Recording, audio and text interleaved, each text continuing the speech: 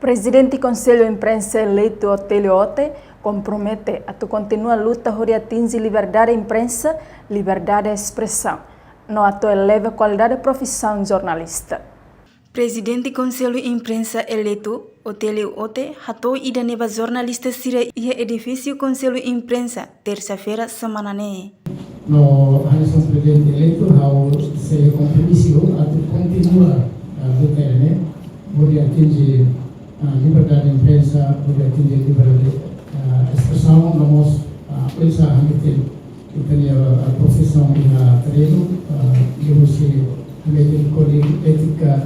Nia musuh suba media sire atau ia tinang politika ne firme sai canal informação ba público no car meeting código ética jornalista prevene hoax no labele hetang intervenção ba notícia sira husi media naing no politico no rico naing sira ia parte selo diretor executivo Conselho Imprensa mos husuba media sira hotu atu continua coopera ho Conselho Imprensa no presidente Conselho Imprensa fong o desenvolve media no profissionalismo jornalista.